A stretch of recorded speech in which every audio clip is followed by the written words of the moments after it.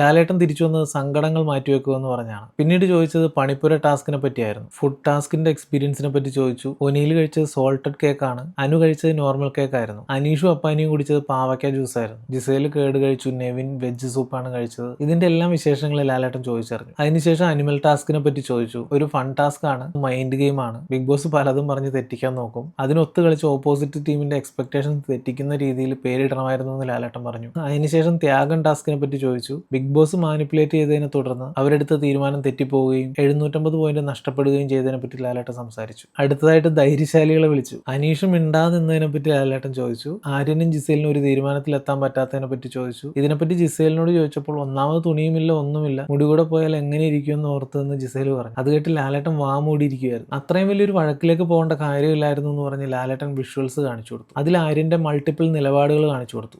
രൺബീർ ഇതെല്ലാം കണ്ട് ചമ്മിയിരിക്കുകയായിരുന്നു. ഇവരെ മാത്രം ടാസ്കിലേക്ക് തിരഞ്ഞെടുക്കുന്നതിൽ അഭിലാഷിന് ഒരു പരാതിയുള്ള കാര്യം ലാലേട്ടൻ അറിയാവുന്നതുകൊണ്ട് അഭിലാഷിനോട് അതിനെപ്പറ്റി ചോദിച്ചു. അതിനുശേഷം അന്ന് തലമുട്ടയടിക്കാൻ തയ്യാറായവർ ഇപ്പോഴും തയ്യാറാണോ എന്ന് ലാലേട്ടൻ ചോദിച്ചു. ടാസ്കിനിടയിൽ ജിസേലിന്റെ മുമ്പിലിരുന്ന ആ ഒരു ട്രിമ്മറിന്റെ ബോക്സ് വീണ്ടും കൊണ്ടുവന്നു. അതിനകത്ത് ഈ പറഞ്ഞവരിൽ ഒരാളുടെ പേര് എഴുതിയിട്ടുണ്ട്. അയാൾ ഇന്ന് തലമുട്ടയടിക്കണം എന്ന് ലാലേട്ടൻ പറഞ്ഞു. ബോക്സ് തുറന്നപ്പോൾ അതിനകത്ത് ഒരു ട്രിമ്മറും ഒരു ലെറ്ററും ഉണ്ടായിരുന്നു. ആ ലെറ്ററിൽ ഇങ്ങനെയാണ്: നിങ്ങൾക്ക് തോന്നുന്നുണ്ടോ ഞാനിത് നിങ്ങളെ കൊണ്ട് ചെയ്യിപ്പിക്കുമെന്ന്? നിങ്ങൾക്ക് അഭിനന്ദനങ്ങൾ, 1000 പോയിന്റ്സ്. ചുരുക്കത്തിൽ പറഞ്ഞാൽ ആദ്യത്തെ ടാസ്കിലെ പോലെ തന്നെ ഈ ടാസ്കിലും ബിഗ് ബോസ് പറ്റിച്ചു. ട്രിമ്മർ ആര്യനോട് എടുത്തോളാൻ ലാലേട്ടൻ പറഞ്ഞു. അത് വർക്ക് ചെയ്യുന്നുണ്ടോ എന്ന് നോക്കാൻ പറഞ്ഞു. അതിൽ ചാർജ് ഇല്ലെന്ന് ആര്യം പറഞ്ഞു. മോനെ, തലമുട്ടയടിക്കാൻ സമ്മതിക്കാത്ത ആൾക്ക് ഞങ്ങൾ ട്രിമ്മർ തരുമോ എന്ന് ലാലേട്ടൻ ചോദിച്ചു. അങ്ങനെ നൈസായിട്ട് ലാലേട്ടൻ ആര്യനെ ഒന്ന് കളിയാക്കി. ഭൂമി കയ്യേറ്റം ടാസ്കിനെ പറ്റി ചോദിച്ചു. എല്ലാവരും ആ ഗെയിമിനെ സ്പോർട്ടീവായിട്ട് എടുത്തതിൽ സന്തോഷമുണ്ടെന്ന് ലാലേട്ടൻ പറഞ്ഞു. ആ ടാസ്കിനിടയിൽ ഒരു എക്സ്ട്രാ ക്യാമറ ലാലേട്ടൻ കണ്ടു എന്ന് പറഞ്ഞു. ടാസ്കിനിടയിൽ അനങ്ങാതെ ഒരു സ്ഥലത്ത് തന്നെ നിന്ന രേണുവിനെ കുറിച്ചായിരുന്നു ലാലേട്ടൻ പറഞ്ഞത്. എന്നിട്ട് ടാസ്കിന്റെ വിഷ്വൽസ് കാണിച്ചു കൊടുത്തു. പിന്നെ ഹോട്ട് സീറ്റിനെ പറ്റി സരികയും ശാരികയും തമ്മിലുണ്ടായ ആ ഒരു ഇഷ്യൂ പറഞ്ഞു. ഹോട്ട് സീറ്റിൽ അങ്ങനെയുള്ള ചോദ്യങ്ങളാവും ചോദിക്കുക എന്ന് ലാലേട്ടൻ പറഞ്ഞു. പക്ഷെ ഉത്തരം പറയണോ വേണ്ടയോ എന്നുള്ളത് നമ്മുടെ തീരുമാനമാണെന്ന് ലാലേട്ടൻ പറഞ്ഞു. അങ്ങനെ ലാലേട്ടൻ അവരോട് സംസാരിച്ചുകൊണ്ടിരിക്കുന്നതിനിടയിൽ സ്റ്റോർ റൂമിൽ ബെല്ലടിച്ചു. കലാഭവൻ സരികയോട് സ്റ്റോർ റൂമിൽ എന്താണെന്ന് പോയി നോക്കൂ എന്ന് ലാലേട്ടൻ പറഞ്ഞു. സരിക സ്റ്റോർ റൂമിൽ എത്തിക്കഴിഞ്ഞപ്പോൾ ലാലേട്ടന്റെ ഫ്ലോറിൽ ലൈറ്റുകൾ ഡിമാവാൻ തുടങ്ങി. എന്തോ ഒരു പവർ ഫെയിലിയർ ഉണ്ടെന്ന് പറഞ്ഞ് ലാലേട്ടൻ ഒരു ബ്രേക്ക് പറഞ്ഞിട്ട് പോയി. അവിടുന്ന് എവിക്ഷൻ ആയെന്ന് ജിസേൽ പറയുന്നുണ്ടായിരുന്നു. അതുകൊണ്ടാണ് ലാലേട്ടൻ ഇവിടുന്ന് പോയതെന്നും ജിസേൽ പറഞ്ഞു. പറഞ്ഞ പോലെ സ്റ്റോർ റൂമിൽ നിന്ന് തന്നെ എവിക്റ്റായി സരിക ലാലേട്ടന്റെ അടുത്തെത്തി. അങ്ങനെ പ്രേക്ഷക വിധി പ്രകാരം ഈ ആഴ്ച സരിക വീടിന് പുറത്തേക്ക്. എവിക്ഷൻ ഉണ്ടാകുമെന്നും സരികയായിരിക്കും മിക്കവാറും പുറത്താവാനുള്ള സാധ്യത എന്നൊക്കെ തോന്നിയിരുന്നു. പക്ഷേ സ്റ്റോർ റൂമിലൂടെ ആയിരിക്കും എവിക്ഷൻ നടക്കുക എന്നുള്ളത് പ്രതീക്ഷിച്ചിരുന്നില്ല. ഏതായാലും തീ പാറിക്കും, കത്തിക്കും, പറത്തും എന്നൊക്കെ വിചാരിച്ച പല വിഷയങ്ങളും ഇന്ന് ലാലേട്ടൻ വളരെ നൈസായിട്ടാണ് ഹാൻഡിൽ ചെയ്ത് വിട്ടത്. എവിക്ഷൻ ഒഴികെ ജ്യോതിയും വന്നില്ല,